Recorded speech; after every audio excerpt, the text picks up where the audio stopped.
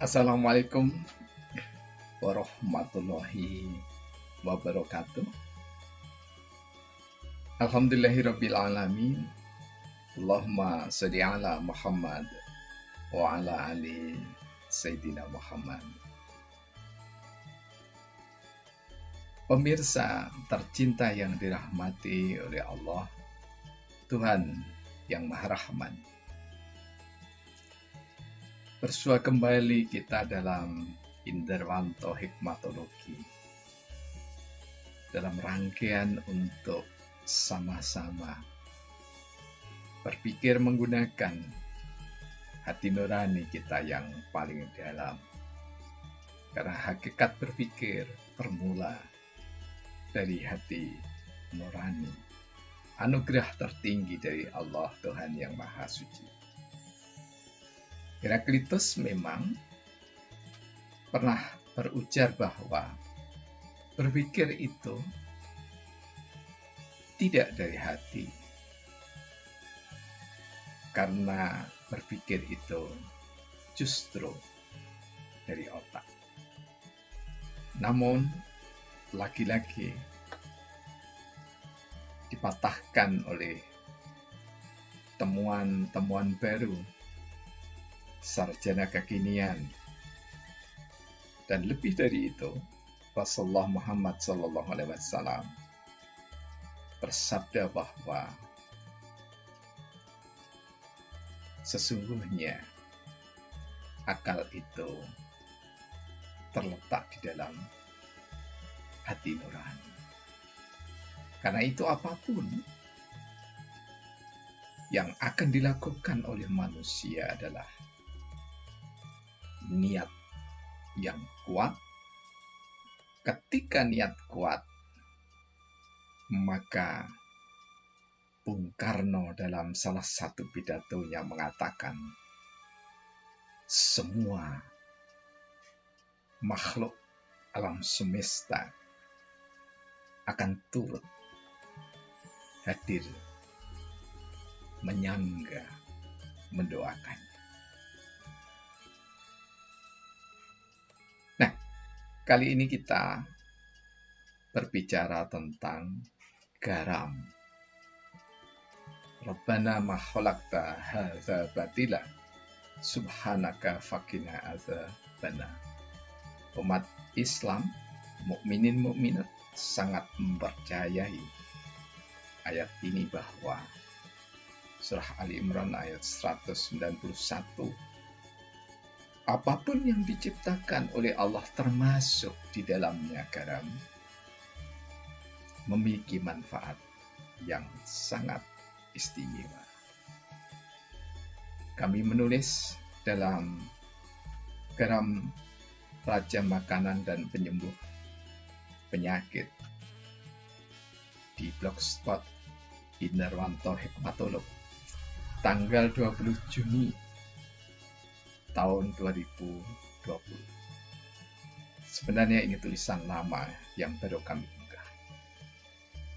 Nah, mengapa garam dikatakan sebagai raja makanan sekaligus obat? Berangkat dari keimanan kita, sekaligus terbukti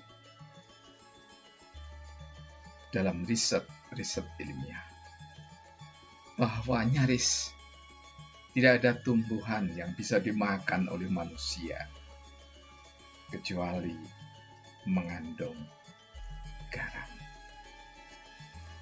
Yang paling asam salah satunya adalah jeruk nipis. Di dalamnya ada kandungan garamnya. Oleh sebab itu, di dalam hadis yang diriwayatkan oleh Imam Ibnu Majah, Rasulullah mendawuhkan kepada kita bahwa raja lauk pauk adalah garam. Karena tidak ada ikan yang lezat dimakan, daging yang enak disajikan, sayur yang lezat untuk dimakan, kecuali ditambahkan garam di dalamnya. Nah, untuk apa saja garam?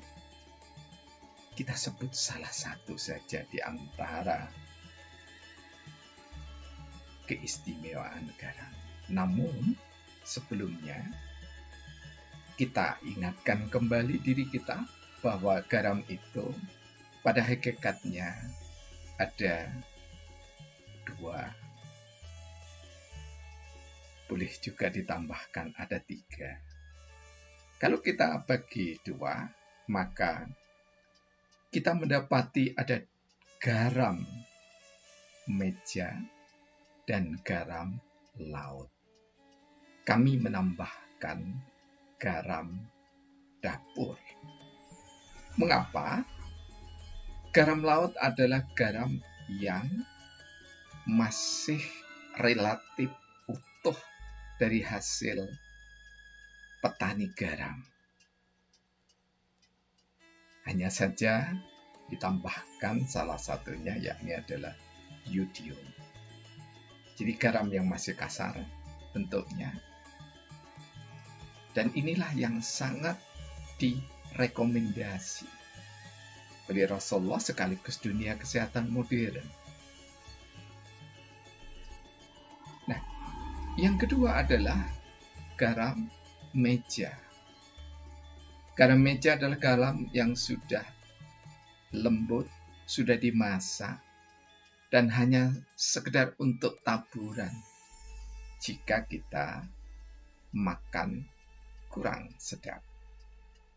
Dan garam dapur, yakni adalah garam yang masih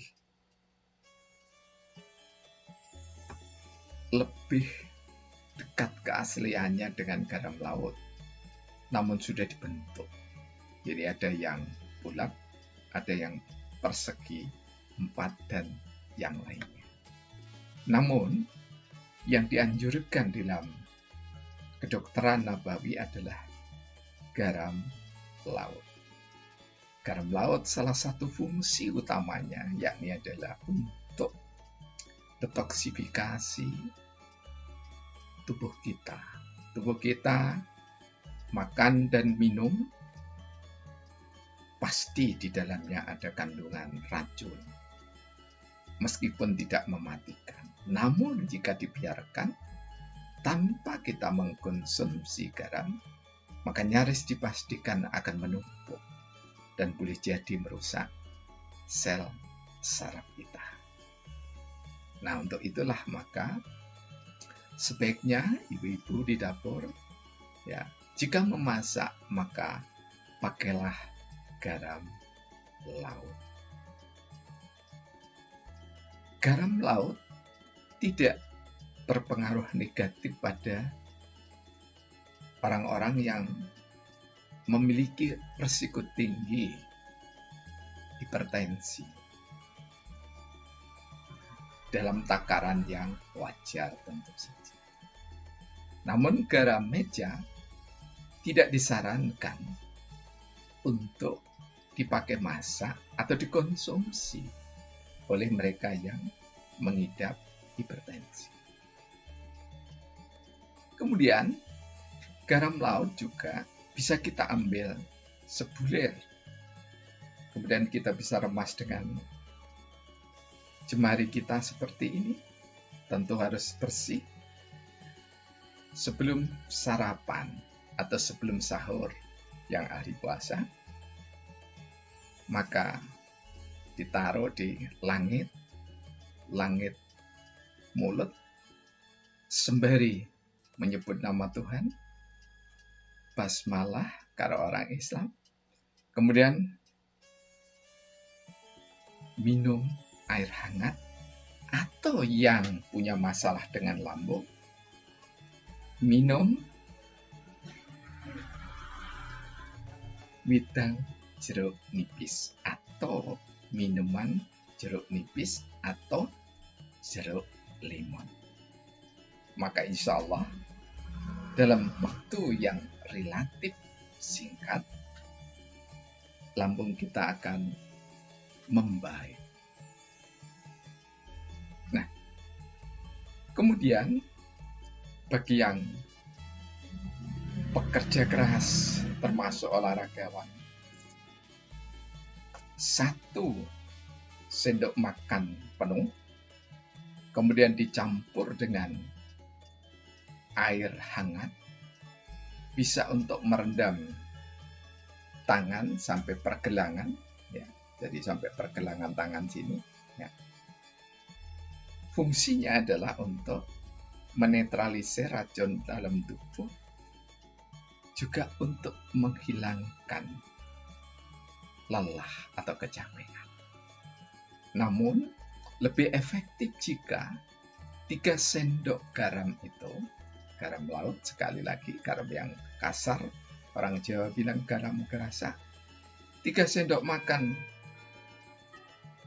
penuh, kemudian dicampur dengan air hangat, rendamlah telapak kaki sampai mata kaki.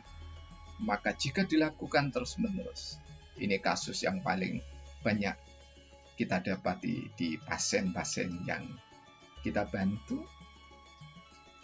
Dari yang semula tidak bisa duduk di bawah, tidak bisa jongkok. Kemudian ada yang seorang nenek-nenek ya usia 64 tahun, 20 tahun lebih menderita sulit berjalan, ya, 3-4 langkah harus berhenti karena tidak mampu.